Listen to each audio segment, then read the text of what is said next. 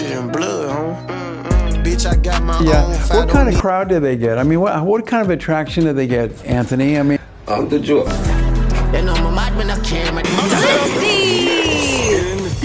Yeah, that's right.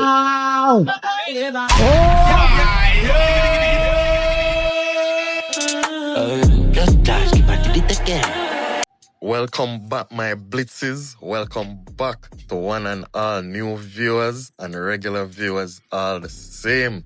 Thank you so much for being here. Thank you so much for making the right choice, which is to click on this video and watch it. Let it play, people.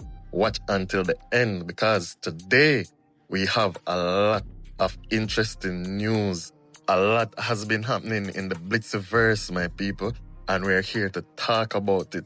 One of the things we're going to talk about the Skippa versus Joe and Sumfest debate.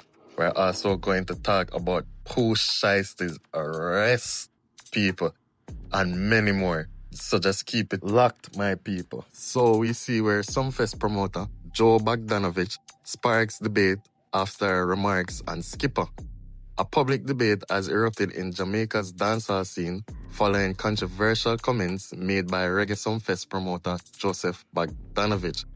In a recent interview, Bagdonovich questioned whether newer dancehall acts like Skippa are ready to headline major festivals such as Reggae Sumfest.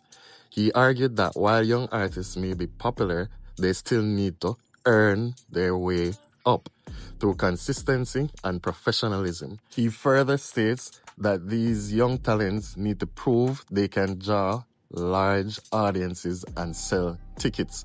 He also added that these young artists need to demonstrate longevity similar to veterans like Bounty Killer and Beanie Man. Bagdonovich emphasizes that headlining Sumfest requires more than viral success. It demands experience and global business, it seems, still reliant on the big guns of older school dancehall to drive ticket sales, at least according to Joe. Yeah. What kind of crowd do they get? I mean, what kind of attraction do they get, Anthony? I mean, they get lots and lots of streams, and the songs that are doing really well every week on the YouTube charts in Jamaica are the young people, the Skippas, Chronic Law. How many tickets do they sell? How many tickets do they sell? We'll see how many tickets. This is an interview done on ER. A link will be provided in the description for those who want to check out the entire interview, which I recommend you guys do.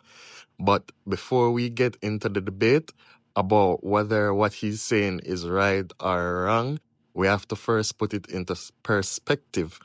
And we have to understand that this is the entertainment industry.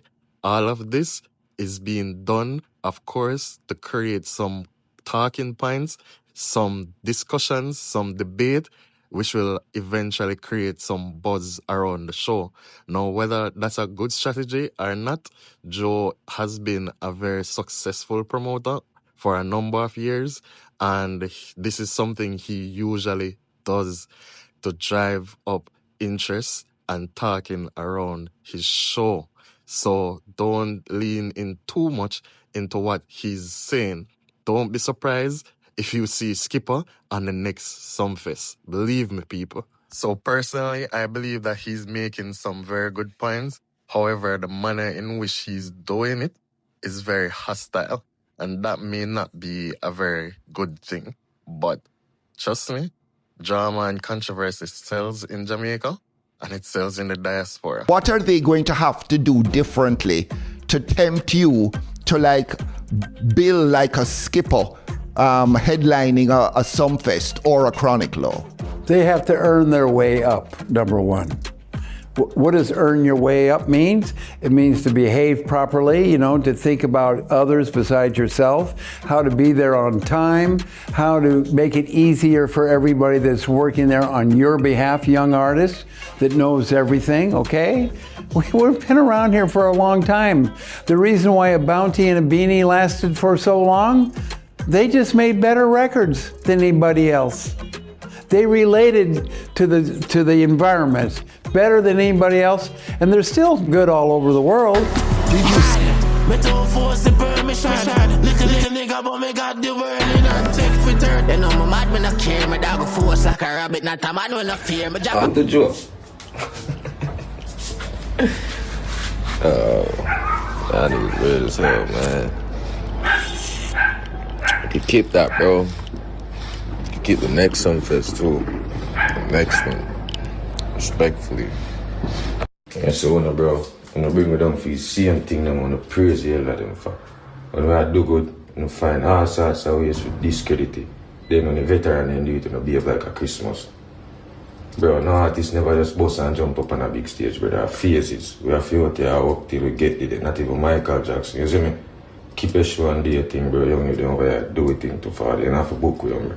Blitzes, we know how Skippa go to work already. And if you didn't know, now you do. So Skippa quickly pushed back, both in interviews and social media. He argued that young artists are often undervalued and discredited despite success. Every artist must go through phases of growth. He doesn't need validation or a booking to prove his worth. At one point, he essentially told the promoter to keep their show while the young artists continue building their own momentum. So this has sparked a bigger industry debate. The clash has sparked a wider conversation in dancehall about the tradition versus new school success, whether viral popularity equals headline readiness, how major festivals should balance legacy acts and emerging talent.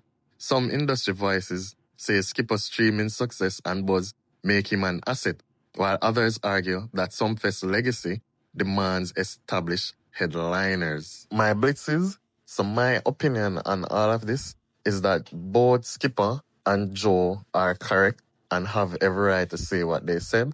However, both could be a bit more measured and diplomatic. But as I stated before, this is the entertainment industry. This is what they do. This is how they earn their bread. And as I'm telling you, do not be surprised if you see Skippa headlining Sumfest next year, because we've seen Joe Bagdonovich done it before. We see where Rygin King and the Six movement headlined Sumfest before.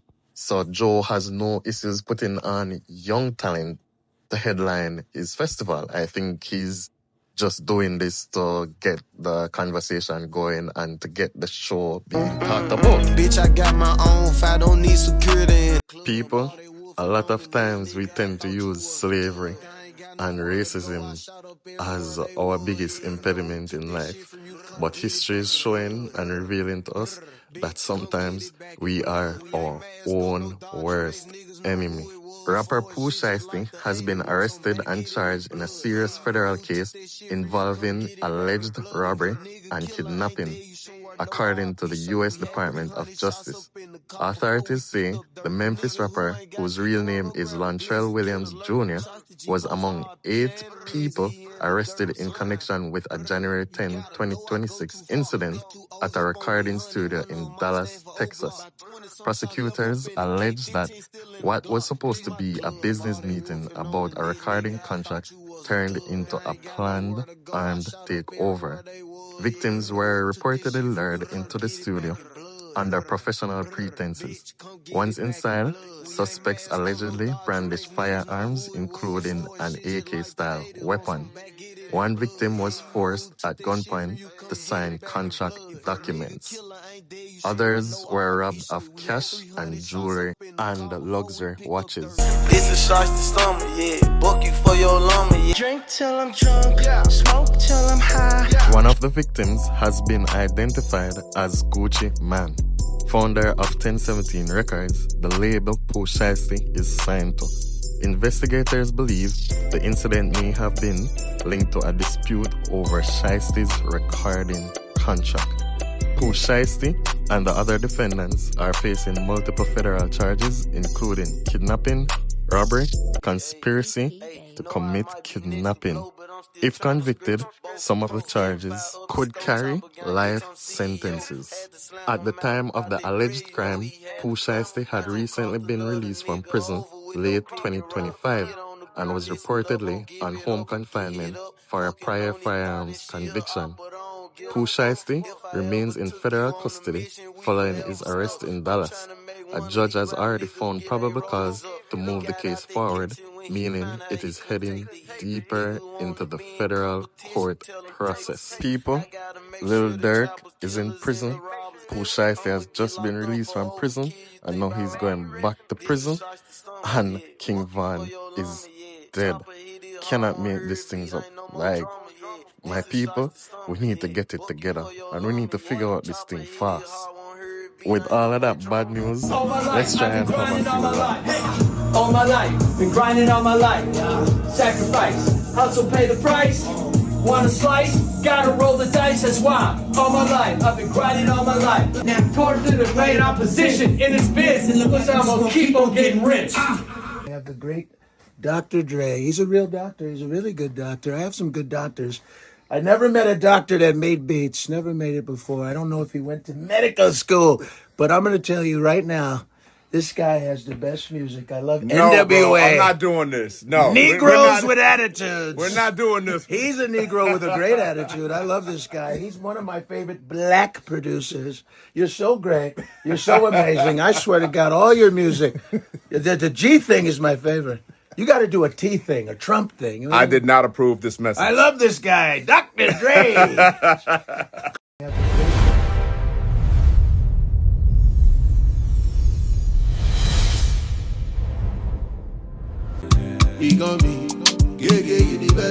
Blitzes, this is Lifestyle by TB2. Yeah, man, a nice, easygoing track.